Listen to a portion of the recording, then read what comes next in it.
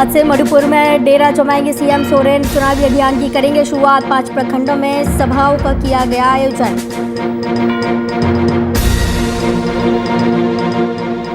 भागलपुर में बढ़ते संक्रमण की रोकथाम के लिए प्रशासन की नई पहल। दूसरे राज्यों से आने वाले यात्रियों की लगातार की जा रही मॉनिटरिंग। अधिकारियों ने रेलवे स्टेशन पहुंचकर किया निरीक्षण।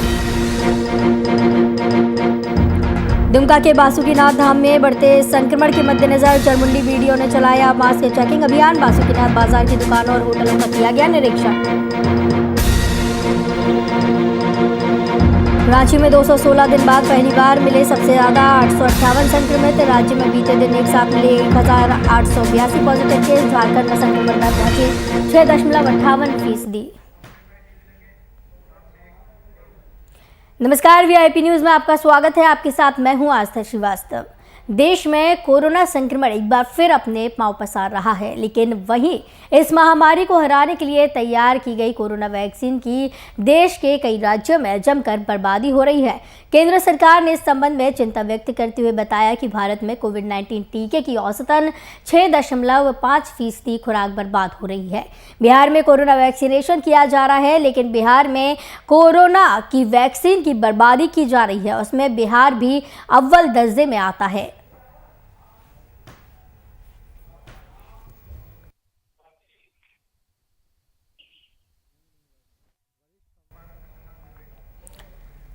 इस खबर की तमाम जानकारी के लिए हमारे साथ वरिष्ठ संवाददाता शशांक दुबे हमारे साथ जुड़े हुए हैं। शशांक, जिस तरीके से वैक्सीनेशन में तेजी लाने की बात की जा रही है, वैक्सीनेशन की वजह से कई लोग संक्रमण से बच सकते हैं। कोरोना महामारी जिस तरीके से अपने पैर पसार रहा है, उससे बचने के लिए वैक्सीनेशन किया जा रहा है, तो वहीं दूसरी ओर ये बर्बादी की बात सामने आ रही है कि वैक्सीनेशन की जो खुराक है उसमें बर्बादी हो रही है। देखिए, जो वैक्सीन है वो जो कोविशील्ड और कोवैक्सीन है, 2 वैक्सीन है। कोविशील्ड में एक पूरे वायल में, एक पूरी शीशी में 20 लोगों को वैक्सीनेशन किए जाने की व्यवस्था है। यानी पर हेड 1/2 ml दिया जाता है और उसमें 10 ml की होती है। यानी एक शीशी में 20 लोगों को दिया जा सकता है। लेकिन चूंकि जब सिरिंज भरी जाती है तो 1/2 ml से कभी हल्का कम या कभी ज्यादा हो सकता है, चूंकि एकदम एग्जैक्ट मेजरमेंट संभव नहीं है। ऐसे में कुछ डोज ऐसी बच जाती है शीशी में जो यूजेबल नहीं होती है, तो वो उसी को वैक्सीन लॉस कहते हैं। तो जो वैक्सीन लॉस है उसको मिनिमाइज करने के लिए केंद्र सरकार ने तमाम स्वास्थ्य विभाग को डायरेक्शंस दिए हैं और कैसे किया जाए ये बताया है। लेकिन चूंकि जितने कर्मी वैक्सीन दे रहे हैं वो बहुत ज्यादा, एक तरह से कहा जाए, नर्स हैं, वो डॉक्टर्स हैं, प्रशिक्षित लोग हैं, लेकिन ये जो मेजरमेंट है यहाँ पर माइनर टूक्स, चूंकि ये ह्यूमन एरर है जो हो सकता है, स्वास्थ्य विभाग ने माना है, लेकिन ये माना गया था कि उसको 8 से 10% रखा जाए जो लॉस है। लेकिन वो लॉस जब ज्यादा होता है तो कहीं ना कहीं डोजेस कम पड़ते हैं लोगों के लिए। तो कोरोना की वैक्सीन के इसको मिनिमाइज करने के लिए, जो वैक्सीन लॉस है इसको मिनिमाइज करने के लिए कहा गया है। क्योंकि देखिए, महाराष्ट्र में सबसे ज्यादा कोरोना वैक्सीन से लॉस हो रही है। और दूसरा, रख रखाव के अभाव में अगर एक शीशी खुल गई है और 5-10 लोगों ने ही लिया है तो 10 डोज अगर बच गई है तो बर्बाद होती है। इन तमाम चीजों को अवॉइड करने के लिए राज्य सरकार ने भी निर्देश जारी किए और केंद्र सरकार ने निर्देश जारी किए हैं। क्योंकि कोरोना वैक्सीन की बिहार में कोई कमी नहीं है। आज भी 10 लाख के करीब डोजेज आने हैं बिहार में। उसके पहले 2 दिन पहले बिहार में 8 लाख डोज आई थी। तो बिहार में कोरोना वैक्सीन की कोई कमी नहीं है। और पूरे बिहार में इसको तेज करने के लिए, वैक्सीनेशन को तेज करने के लिए राज्य सरकार ने कवायद शुरू कर दी है और लोगों से अपील की जा रही है कि जो कोविड के नियमों के जो दायरे में आते हैं, उम्र के दायरे में आते हैं, 45 साल से ऊपर के लोग, वो तमाम लोग वैक्सीनेशन सेंटर पहुंचे और वैक्सीन ले लें। और राज्य सरकार ने पूरी व्यवस्था कर रखी है इसके लिए। जी शशांक जी, जिस तरीके से वैक्सीन लगवाने की पहल की जा रही है, वैक्सीन जरूरी बताई जा रही है लोगों के लिए, वहीं इस तरीके की बर्बादी होना कहीं ना कहीं लोगों में वैक्सीनेशन की कमी को दर्शाता है। अगर ये बर्बादी नहीं होगी तो कई और लोगों को भी वैक्सीन लग सकती है। देखिए, बिल्कुल पूरी दुनिया में वैक्सीन की मांग है और कोविशील्ड जो सीरम इंस्टीट्यूट ऑफ इंडिया बनाती है और भारत की जो इंडिजीनियस अपनी वैक्सीन है कोवैक्सीन, ये दोनों वैक्सीन भारत में अभी सप्लाई हो रही है, दोनों की मान्यता है। ऐसे में अगर जो डोजेज हैं, जो अगर वो उनकी लॉस कम होगी तो ज्यादा लोगों को आप वैक्सीन दे पाएंगे। क्योंकि वैक्सीन की मांग सिर्फ भारत में ही नहीं है, पूरी दुनिया में है और कंपनियों के पास पूरी दुनिया से ऑर्डर भी है। तो ऐसे में ये अपील की है स्वास्थ्य कर्मियों से, खास करके जो लोग वैक्सीन देते हैं, यानी स्वास्थ्य कर्मी जो होते हैं, उनके हाथ में है कि इसको किस तरह से मैनेज किया जाए। तो वैक्सीन का मैनेजमेंट भी एक बहुत इंपॉर्टेंट मुद्दा है, क्योंकि आप वैक्सीन की शीशी यानी वैक्सीन की एक वायल तभी खोलें जब आपके पास पर्याप्त मात्रा में वैक्सीन लेने वाले लोग उपलब्ध हो। यानी अगर आप एक कोविशील्ड की शीशी खोलते हैं तो आपके पास 18 से 16, 17, 18 लोग कम से कम होने चाहिए, क्योंकि 10% वैक्सीन लॉस हो जाता है। तो ऐसे में 17, 18 लोग के पहले अगर आपने शीशी खोल दी तो जितनी बचेगी डोज, वो डोज खराब हो सकती है, क्योंकि इसमें टेम्परेचर भी मैटर करता है। स्टोरेज और टेम्परेचर दोनों मैटर करता है। तो कहीं ना कहीं इसके लिए स्वास्थ्य विभाग ने तमाम गाइडलाइंस जारी की हैं, और बिहार में औसत से कम, यानी जो महाराष्ट्र में सबसे ज्यादा कहा जा रहा है कि वैक्सीन का लॉस हो रहा है और बहुत ज्यादा बर्बादी हो रही है, तो बिहार में वो कम है। लेकिन स्वास्थ्य विभाग ने और स्वास्थ्य मंत्री ने भी आदेश जारी किए हैं कि वैक्सीन लॉस कम से कम हो, जिससे ज्यादा लोगों को वैक्सीन दिया जा सके। हालांकि बिहार में अभी वैक्सीन की कोई कमी नहीं है। जी बहुत बहुत धन्यवाद। वरिष्ठ संवाददाता शशांक दुबे हमारे साथ जुड़े थे इस खबर की तमाम जानकारी के लिए।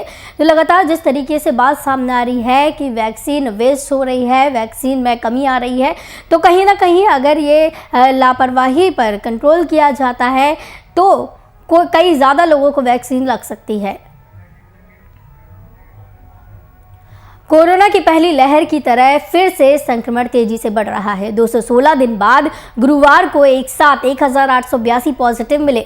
इनमें अकेले राज्य के 858 संक्रमित हैं। लगभग 7 महीने पहले राज्य में एक दिन में 1774 संक्रमित मिले थे। अचानक संक्रमण के मामले बढ़ने से झारखंड में संक्रमण दर बढ़कर 6.58% पहुंच चुकी है। राज्य के अलावा पूर्वी सिंहभूम में 204 पॉजिटिव मिले। वहीं धनबाद में 91 संक्रमित की पहचान हुई।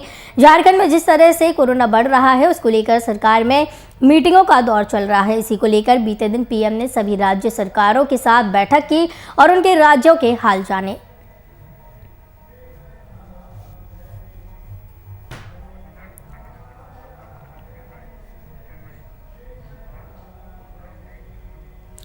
इस खबर की तमाम जानकारी के लिए हमारे साथ संवाददाता अभिनव कुमार सीधे जुड़े हुए हैं। अभिनव, जिस तरीके से कोरोना रफ्तार पकड़ रहा है, 1882 केस सामने आए हैं, बहुत ही चिंताजनक ये स्थिति देखने को मिल रही है।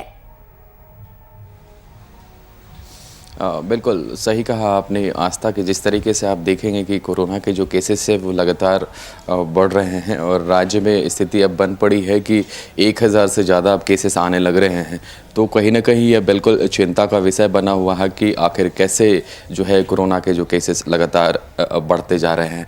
आप देखिए कि क्या स्थिति बन पड़ी है राज्य में, और कहीं ना कहीं ये कहा जा सकता है कि जिस तरीके से कोरोना, जो दूसरा कोरोना का रफ्तार बढ़ रहा है, और विशेषज्ञों का भी कहना है कि इस बार का जो कोरोना का लहर है वो खतरनाक हो सकता है, और कहा यह भी जा रहा है कि अगर हम इससे सचेत ना रहें तो आगे आने वाले दिन काफ़ी भयावह हो सकते हैं। तो ऐसे में हमें सचेत और सजग रहने की ज़रूरत है।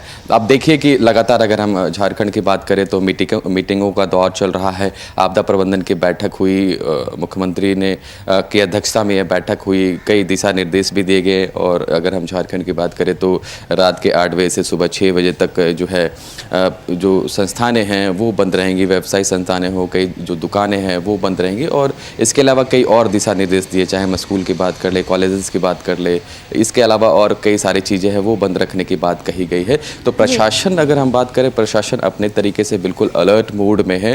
और जिस तरीके से मैं बताना चाहूँ कि लगातार प्रयास किए जा रहा है कि कैसे इस कंट्रोल किया जाए कोरोना को लेकर। अब रात की बात कर ले तो 8 बजे के बाद मैंने स्थिति देखी कि लगभग जो दुकानें हैं, मैक्सिमम दुकानें को बंद कर दिया गया, चूँकि दिशा निर्देश भी दिए गए थे कि 8 बजे के बाद जो है सुबह 6 बजे तक दुकानें बंद रहेंगी। तो मैंने कोशिश करी कि मैं जाके देखूं, तो अब मैं वहां का जो ग्राउंड रिपोर्ट देख रहा था, कल रात की बात है, तो पूरे दुकान बंद कर दिए गए। हालांकि जो कुछ लोग हैं, छिट्टे पुट्टे जो लोग हैं वो वहाँ पर मौजूद थे, लेकिन प्रशासन की सख्ती के बाद वहाँ से सारे लोग चले गए। तो कहा जा सकता है कि कोरोना को लेकर चिंता बना हुआ है, और ऐसे में जो है सरकार, यहाँ प्रशासन की बात करें, बिल्कुल अलर्ट मोड में दिखाई दे रही है और काम किया जा रहा है। हालांकि देखिए कई लूप होल्स है यहाँ पर। अगर हम कोरोना के जो केसेस बढ़ रहे हैं, बेडिंग का यहाँ पर व्यवस्था कम है, चूँकि अगर हम खेलगांव की बात कर लिया, रिम्स की बात कर ले, बेडिंग की तो बढ़ाई जा रही है, लेकिन जितना बेड होना चाहिए वो बेडों की संख्या कम हो गई है। ऐसे में यह दिक्कत हो रहा है। दूसरी अगर बात करें जो टेस्टिंग हो रही है यहाँ पर, अगर टेस्टिंग की बात कर लो तो टेस्ट तो किए जा रहे हैं लेकिन 4-4 दिन के बाद रिपोर्ट आ रहे हैं। तो ऐसे में अगर कोई व्यक्ति पॉजिटिव होता है और 4 दिन के बाद रिपोर्ट आता है तो क्या भयावह स्थिति है, अगर कहीं और वो दूसरी जगह जाता है तो कोरोना संक्रमण को वो फैलाएगा। तो ऐसी कोई यहाँ पर व्यवस्था इस तरीके से नहीं की गई है, तो कहीं ना कहीं ये लूप होल्स है, तो इन लूप होल्स को सुधारना होगा। दूसरी बात ये बता दूं कि डोज की बात की जा रही थी, लगातार प्रयास किया जा रहा था कि जो दूसरा डोज है वो झारखंड में पहुंचे। हालांकि दूसरा डोज जो है पहुंच गया, लेकिन स्वास्थ्य मंत्री को ही नहीं पता होता है कि दूसरा डोज पहुंच गया है। मिली जानकारी के अनुसार मैं आपको बताना चाहूंगा आस्था कि स्वास्थ्य मंत्री को पता ही नहीं है कि झारखंड में दूसरा डोज पहुंच गया है। बाद में अगर हम अफसरों की बात करें तो उनका कहना था कि मीटिंगों का दौर चल रहा था जिस वजह से स्वास्थ्य मंत्री को पता नहीं चल पाया। तो क्या स्थिति है आप देख सकते हैं। लेकिन देखिए, सरकार अपने तरीके से कई तरह के प्रयास तो जरूर कर रही है और सरकार का जो काम है अपने तरीके से किया जा रहा है, लेकिन अब आम जनता के ऊपर टोटली डिपेंड हो गया है कि आम जनता कैसे इस कोरोना को भगाए। और आम ही जनता अपने तरीके से अगर इस पर काम करती है, सजग और सचेत रहती है, जो कोविड के नॉर्म्स है, कोविड के जो गाइडलाइंस है उसको अगर पालन करती है सही तरीके से, चाहे हम मास्क की बात कर ले, सैनिटाइजर की बात कर ले, कई तरह के जो गाइडलाइंस अगर उसको पालन करती है तभी इस कोरोना की रफ्तार को हम रोक सकते हैं। आप देखिए कि कई लोग जो है वैक्सीन आने के बाद जो लोगों के मन में था वो डर कहीं ना कहीं खत्म हो चला था और जो स्थिति थी अब धीरे धीरे क्या बन गई है आप देख सकते हैं। तो ऐसे में हमें चाहिए कि हमें सजग और सचेत रहने की जरूरत है और दूसरों लोगों को भी बताएं कि कोरोना से कैसे हम बच सकते हैं। जो गाइडलाइंस है उसको बताने की जरूरत है, तभी हम इस कोरोना से जीत पाएंगे। जी, अब जिस तरीके से आपके द्वारा कहा गया कि स्वास्थ्य मंत्री को ही नहीं पता था कि दूसरा डोज आ चुका है, इस तरीके की जो लापरवाही देखी गई है स्वास्थ्य मंत्री की तरफ से, अधिकारियों की तरफ से, ये बेहद बड़ी लापरवाही है। इसका क्या कुछ असर देखने को मिल रहा है? देखिए, मैंने आपको पहले बताया आस्था कि सरकारी लूपहोल्स हैं, कई तरह के बातें सामने निकल के आ रही है कि बेडों की संख्या की बात कर ले या टेस्टिंग की बात कर ले, टेस्टिंग की भी रफ्तार कम है। अगर टेस्टिंग हो भी रही है तो 4 से 5 दिन में टेस्टिंग का रिपोर्ट आ रहा है। तो ये सब सारी खामियां हैं और इसको सुधार करने की ज़रूरत है। कई लोग तो टीका की जगह जहाँ टीकाकरण हो रहा है वहाँ पहुँच रहे तो उनको टीका ही उपलब्ध नहीं हो रहा है। तो कैसे हम इस कोरोना से जीत पाएंगे? जी, तो कहीं ना कहीं ये माना जा सकता है कि प्रशासन की तरफ से बड़ी लापरवाही है। देखिए, प्रशासन की तरफ से तो मैंने बोला कि सरकारी व्यवस्था है तो कई लूपहोल्स हैं और लूपहोल्स मैंने बताया कि क्या लूपहोल्स हैं। हालांकि प्रशासन अपने तरीके से काम कर रही है, जो भी जितना बन पड़ रहा है उनकी तरफ से काम किया जा रहा है। चूंकि सरकारी व्यवस्था होता है आस्था, तो कई तरह के लूपहोल्स भी देखने को मिलती हैं। लेकिन अगर हम प्रशासन की बात करें तो प्रशासन अपने तरीके से काम कर रही है। स्वास्थ्य विभाग भी अपने तरीके से काम कर रहा है और जितना बन पड़ रहा है, चाहे हम स्वास्थ्य विभाग की बात कर लिया, प्रशासन की बात कर ले, जगह जगह अगर बात करें तो मास्क चेकिंग अभियान चला रहा है, चालान भी काटे जा रहे हैं। जो मास्क नहीं पहन रहे उनको जागरूकता भी किया जा रहा है, चाहे वो डीसी हो, राज्य के एसएसपी हो, लगातार निरीक्षण कर रहे हैं। कल देर रात उन्होंने कई जगह को, चाहे मेन रोड की बात कर ले, वहां पर भी निरीक्षण किया, क्या हालात है वहां पर, कैसे लोग वहां पर हैं, दुकानें बंद हुई कि नहीं हुई। तो ये तमाम तरह की जो प्रक्रिया है, जिस तरीके से प्रशासन काम कर रही है, तो कहा जा सकता है कि एक्टिव मोड पे है। लेकिन लूपहोल्स तो हर जगह होते हैं और लूपहोल्स देखने को मिल रहे हैं। उन लूपहोल्स को हमें सुधारना होगा ताकि हम इस चीजों कोरोना के जो रफ्तार बढ़ी है उस पर हम लोग जी। राज्य सरकारों से प्रधानमंत्री नरेंद्र मोदी ने बातचीत की है। इस दौरान जो बैठक की गई थी, वीडियो कॉन्फ्रेंसिंग के जरिए बातचीत हुई है। क्या कुछ इस दौरान सामने निकल के आया है? सभी राज्यों का हाल उन्होंने जाना है। क्या कुछ झारखंड की स्थिति देखने को मिली? बिल्कुल, देखिए, कल जो बात हुई है वीडियो कॉन्फ्रेंसिंग के जरिए 6:30 बजे का समय था, जब देश के यशस्वी प्रधानमंत्री नरेंद्र मोदी ने राज्य के सभी मुख्यमंत्रियों के साथ वीडियो कॉन्फ्रेंसिंग के जरिए बात की। क्योंकि आप देखेंगे देश स्तर पर तो 1-1 लाख केस आ रहे हैं एक दिन में और कई सारे मौतें हो रही है। तो ये जो चिंता का विषय है बिल्कुल बना हुआ है और इसको कैसे रोका जाए। चूँकि आप देखेंगे कि दूसरा जो स्ट्रेन आया है वो कहीं ना कहीं घातक दिखाई दे रहा है और पहले के मुकाबले ज़्यादा केसेस बढ़ रहे हैं। और जो विशेषज्ञों का भी कहना है, जो राय उनकी आ रही है कि इस बार का जो कोरोना का दूसरा स्ट्रेन आ रहा है वो ज़्यादा भयावह हो सकती है। तो शायद यही वजह है कि देश के प्रधानमंत्री चिंतित है इसको लेकर। और आप इससे पहले देखेंगे कि केंद्रीय स्वास्थ्य मंत्री ने 11 राज्यों के स्वास्थ्य जो मंत्री थे, राज्य के स्वास्थ्य मंत्री, उनके साथ वीडियो कॉन्फ्रेंसिंग के जरिए बात करी थी, हालचाल जाना था। तो लगातार जो है बैठकों का दौर जारी है। इसी कड़ी में देखेंगे कि देश के प्रधानमंत्री जो है राज्य के मुख्यमंत्रियों के साथ वीडियो कॉन्फ्रेंसिंग के जरिए बात की उनसे सलाह मशवरा किया कई राज्यों के मुख्यमंत्रियों के साथ, उनको कई दिशा निर्देश दिए कैसे यहाँ पर काम करना है, कैसे हम कोरोना की जो दूसरा स्टेन है उससे जीत सकते हैं। तो कई तरह के उन्होंने दिशा निर्देश दिए और उन्होंने यह भी कहा कि कोरोना से हमें बच के रहना है। दवाई तो बिल्कुल है, हमारे पास प्रख्यात है, जो वैक्सीन है हमारे पास बहुत है, लेकिन टीका लगने के बाद भी हमें सचेत रहने की जरूरत है। उन्होंने एग्जाम्पल देकर कहा कि अगर किसी की तबीयत खराब होती है तो इसका मतलब ये नहीं कि वो बारिश में भीग जाए। तबीयत खराब होने के बाद वो दवाई लेते हैं, अगर बारिश हो रही है तो घर के बाहर जाते हैं तो उन्हें छाता लगाने की जरूरत है। इसका मतलब ये हो गया कि कोविड का जो टीका लग रहा है तो हमें उसमें भी सचेत रहने की जरूरत है। ऐसा नहीं कि टीका लग गया तो जो है कोरोना का जो रफ्तार है वो कम हो जाएगा, ऐसी कोई बात नहीं है। अगर टीका लगता भी है तो हमें जो कोविड के नॉर्म्स है उसको पालन करना पड़ेगा। तो कई तरह के दिशा निर्देश दिए हैं और उन्होंने यह भी बताया कि 11 से 14 तारीख तक टीका दिवस के रूप में मनाया जाएगा। तो कहा जा सकता है कि देश के प्रधानमंत्री बिल्कुल चिंतित है, राज्यों के मुख्यमंत्री के साथ सलाह मशवरा उन्होंने किया, कई तरह के दिशा निर्देश उन्होंने मुख्यमंत्रियों को दिए। और जहां तक कोविड की बात कर रहे हैं तो कोविड के जो वैक्सीन है उसको लेकर उन्होंने कहा कि हमारे पास पर्याप्त मात्रा में है, किसी को कोई दिक्कत नहीं होने वाली है, बस सजग और सचेत रहने की जरूरत है और सरकार लगातार प्रयास कर रही है। जी, कहीं ना कहीं अभिनव काफी गंभीर स्थिति देखने को मिल रही है। जरूरी है कि अब जो कोरोना गाइडलाइन बनी है उनका लगातार पालन किया जाए। बहुत बहुत धन्यवाद अभिनव कुमार, संवाददाता हमारे साथ रांची से सीधे जुड़े हुए थे इस खबर की तमाम जानकारी के लिए। आपको बता दें कि झारखंड में 1882 कोरोना के नए मरीज मिले हैं। 24 घंटे के अंदर लगातार कोरोना रफ्तार पकड़ रहा है और तेज रफ्तार के चलते मरीजों की संख्याओं में भी बढ़ोतरी हो रही है। इसी के चलते प्रधानमंत्री नरेंद्र मोदी ने भी कल सभी राज्यों के मुख्यमंत्रियों से वीडियो कॉन्फ्रेंसिंग के जरिए बातचीत की है, दिशा निर्देश दिए हैं और सभी राज्यों का हाल जाना।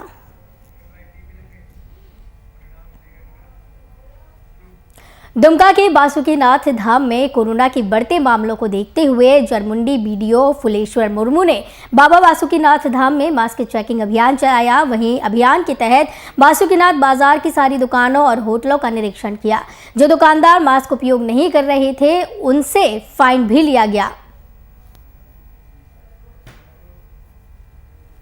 अभियान ये लोगों को भय दिखाने के लिए नहीं, ये मास्क चेकिंग भय का प्रतीक नहीं है, बल्कि आम जनता की में बचाव के लिए प्रेरित करने के लिए हम लोग आए कि वो मास्क पहने और खुद को बचाएं। पहले खुद को बचाएं, इसके बाद दूसरे को सेवा दे सकते हैं। ये उद्देश्य है। सभी दुकानदारों को हम लोग जो नहीं पहने थे उनसे फाइन भी लिए और बाकी लोगों को ये बोले हैं कि अपनी जो दुकानदारी के जो बेचते हैं उसके साथ साथ सभी दुकानदार मास्क भी रखें। जो ग्राहक बिना मास्क के आते हैं तो उनको सामान के साथ एक मास्क भी दे दीजिए, उनका पैसा ले लीजिए, ताकि सभी लोग इसका अनुपालन करें, सभी लोग मास्क पहने, सामाजिक दूरी बनाए रखें और खुद को सुरक्षित।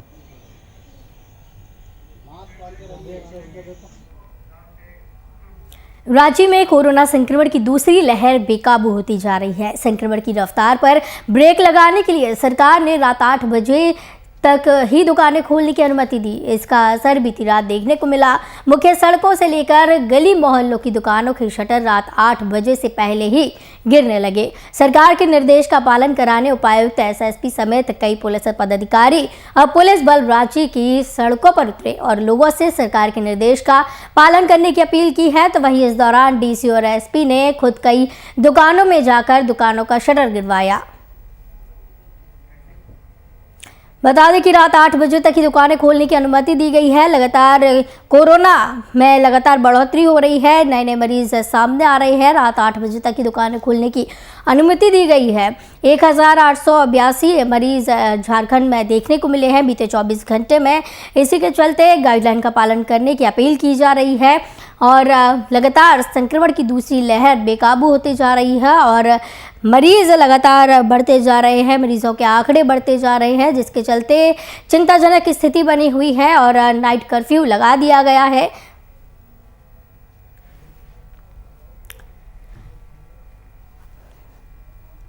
आपको बता दें कि रांची से 1882 नए कोरोना के मरीज सामने आए हैं। कहीं ना कहीं वैक्सीनेशन होने के बाद भी लोगों में इसका खौफ खत्म होता दिखाई दे रहा है, लेकिन कोरोना गाइडलाइन का पालन करने की आवश्यकता है, जागरूक रहने की आवश्यकता है। वैक्सीनेशन करवाने के बाद भी इसका खौफ खत्म नहीं हुआ है। लगातार कोरोना अपनी रफ्तार पकड़ रहा है। दूसरी लहर दिख रही है। 1882 केस सबसे ज़्यादा रांची में अभी तक देखने को मिले हैं। बीते 24 घंटे के अंदर ये नए मामले सामने आए हैं। इसी के चलते रात्रि कर्फ्यू लगाया गया है। रात 8 बजे तक ही दुकानें खोलने की अनुमति दी गई है। इस खबर की तमाम जानकारी के लिए हमारे साथ शुभम कुमार संवाददाता जुड़े हुए हैं। शुभम, जिस तरीके से कोरोना की दूसरी लहर अपने पैर पसार रही है, 1882 नए मरीज 24 घंटे में देखने को मिले हैं पूरे झारखंड की अगर बात की जाए, और नाइट कर्फ्यू लगाया गया है। इस दौरान अगर पूरे क्षेत्र में बात की जाए, रांची की बात की जाए, तो लोगों में कितनी जागरूकता देखी गई है, लोग कितना इसको सपोर्ट कर रहे हैं? जी बिल्कुल, देखिए जिस तरीका से कोरोना का जो दूसरा स्ट्रेन था उसके बाद कह सकते हैं जिला प्रशासन बहुत सख्ते में नजर आ रही है, क्योंकि लगातार जो आंकड़े में वृद्धि हो रही है उसको देखते हुए राज्य सरकार के द्वारा ये कदम उठाए गए थे कि रात 8 बजे से लेकर सुबह 6 बजे तक तमाम प्रतिष्ठानों को बंद कर दिया जाएगा, और जिसका असर बखूबी राजधानी रांची में देखने को मिला है और झारखंड के सभी जिलों में मिला है कि 8 बजे रात में सभी दुकानों की शटर उससे पहले ही गिर गई थी। और खुद राज्य के राजधानी रांची के उपायुक्त Chhavi Ranjan, senior SSP Surendra Kumar Jha, city SP Saurabh, ये 3 लोग लगातार निरीक्षण कर रहे थे, और रात में ये लोग पैदल कम से कम 5 किलोमीटर तक पैदल निरीक्षण किया, और वहां पर देखा गया कि तमाम दुकानें बंद थी, और जो लोग बिना मतलब के घूम रहे थे सड़कों पर उन्हें कह सकते हैं चिताया गया, और कह सकते हैं उनपे कार्रवाई करने का आदेश भी दिया गया। और जिस तरीका से राज्य के जिला प्रशासन की अगर बात करें तो पूरी तरीका से मुस्तैद है इस कोरोना के बढ़ते को आंकड़े को रोकने के लिए, और राज्य सरकार लगातार लोगों से जागरूकता अभियान चलाने की बात कर रही है, और लगातार कह सकते हैं लोगों के जाकर उन्हें इस कोविड के खतरे के बारे में अवगत करा रही है। बहरहाल अब यह देखना होगा कि राज्य की जनता इस चीज पर कितना सजग दिखाई देती है। हालांकि अगर बात करें तो जिस तरीका से ये जो निर्णय लिया गया था राज्य सरकार के द्वारा कि 8 बजे से लेकर सुबह 6 बजे तक दुकानें बंद रहेंगी, कहीं भी 5 लोगों की भीड़ की अनुमति नहीं दी गई थी, तो इसका बखूबी पालन पहले दिन देखने को मिला है, और कह सकते हैं शांतिपूर्वक कह सकते हैं ये पूरा सिलसिला रहा। 8 बजे के बाद सड़कों पर सन्नाटा पसरा रहा, तो कह सकते हैं एक बड़ी कदम उठाई गई है जिला प्रशासन के द्वारा, और कोविड के बढ़ते संक्रमण को रोकने के लिए कह सकते हैं एक सराहना कदम जरूर है। जी बिल्कुल, बहुत सराहनीय कदम जिला प्रशासन की तरफ से उठाई गई है, और लगातार इस दौरान देखने को मिल रहा है कि लोग भी प्रशासन का सहयोग कर रहे हैं। बहुत बहुत धन्यवाद शुभम कुमार संवाददाता हमारे साथ जुड़े थे इस खबर की तमाम जानकारी के लिए। इसी के साथ बढ़ते हैं अगली खबर की ओर। कोरोना के चलते बिहार में अब तक पंचायत चुनाव को लेकर असमंजस की स्थिति बनी हुई है। तारीखों का ऐलान अभी तक नहीं किया गया है। इस पर पंचायती राज मंत्री सम्राट चौधरी का बयान सामने आया। उन्होंने कहा है कि सरकार चुनाव कराने के लिए पूरी तरह से तैयार है। ऐसे में निर्वाचन आयोग को तय करना है कि चुनाव कब कराने हैं।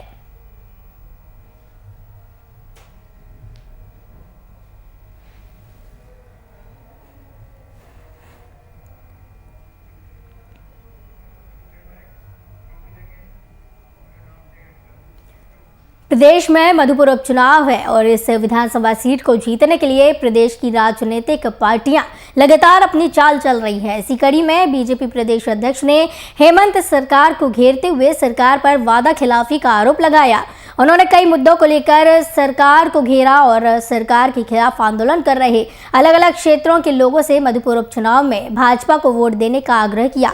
मधुपुर उपचुनाव को लेकर सरगर्मियां तेज हो गई हैं। बीजेपी प्रदेश अध्यक्ष का राज्य सरकार पर आरोप लगाया गया है।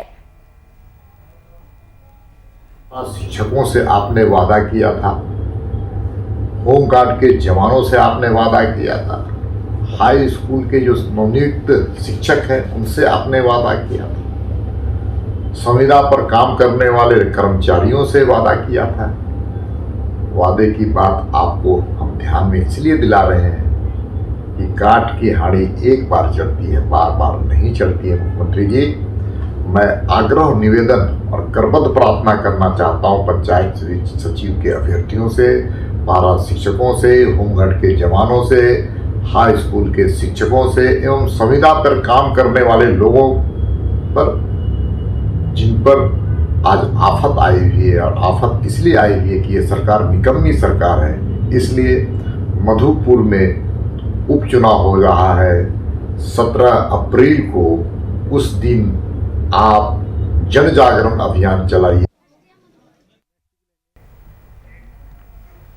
भागलपुर कलेक्ट्रेट परिसर के डीएम कार्यालय में जिलाधिकारी सुब्रत कुमार सेन की अध्यक्षता में जिले में बढ़ रहे कोरोना पर हाई लेवल मीटिंग की गई। बैठक के दौरान जिलाधिकारी ने जिले में लगातार कोरोना संक्रमण से हो रही मौत और संक्रमित मरीजों के आंकड़े में बढ़ोतरी को लेकर चिंता जाहिर की। इस पर रोकथाम को लेकर जिले के सभी प्रखंडों में किए जा रहे उपायों की समीक्षा अधिकारियों के साथ वीडियो कॉन्फ्रेंसिंग के माध्यम से भी की गई।